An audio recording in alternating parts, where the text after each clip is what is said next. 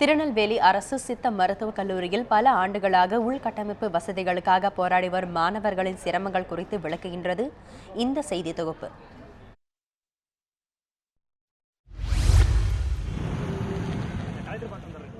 திருநெல்வேலி அரசு சித்த மருத்துவக் கல்லூரியில் ஆண்டுதோறும் இளங்கலை பிரிவில் 500 மாணவர்களும் முதுகலை பிரிவில் 250 மாணவர்களும் பயின்று வருகின்றனர்.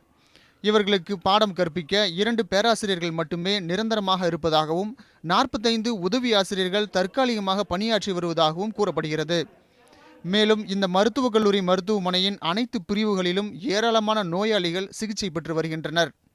இங்குள்ள அனைத்து ஆய்வகங்களிலும் உபகரணங்களை செயல்படுத்த உரிய அலுவலர் இல்லை என்பதும், இது குறித்து ஒவ்வொரு ஆண்டும் உள்கட்டமைப்பு வசதிகள் குறித்து ஆய்வு செய்வதற்காக வரும் ஆய்வுக்குழுவிடம் பலமுறை புகார் தெரிவித்தும் எந்த நடவடிக்கையும் இதுவரை எடுக்கப்படவில்லை என்பது மாணவர்களின் குற்றச்சாட்டாக உள்ளது.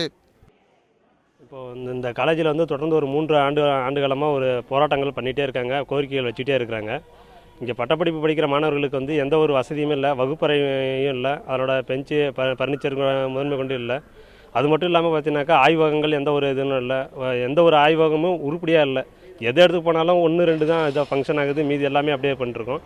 யூஜி கிளாஸ் பொது மருத்துவம், பொறியியல், வேளாண்மை உள்ளிட்ட அனைத்து துறை கல்லூரிகளிலும் 12ஆம் வகுப்பு முடிவுகள் வெளியானதும் விண்ணப்பங்கள் வழங்கப்பட்டு வருகின்றது.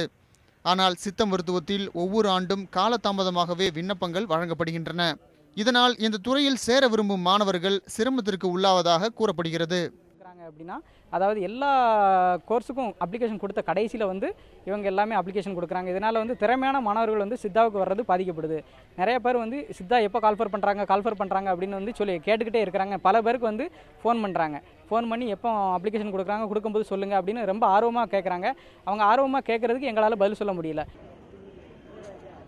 இது குறித்து மருத்துவக் கல்லூரியின் முதல்வரிடம் விளக்கம் கேட்டபோது காலி பணியிடங்களை நிரப்புவதற்கும் உள்கட்டமைப்பு வசதிகள் குறித்தும் ஆய்வறிக்கை அரசுக்கு அனுப்பியுள்ளதாக தெரிவித்தார்.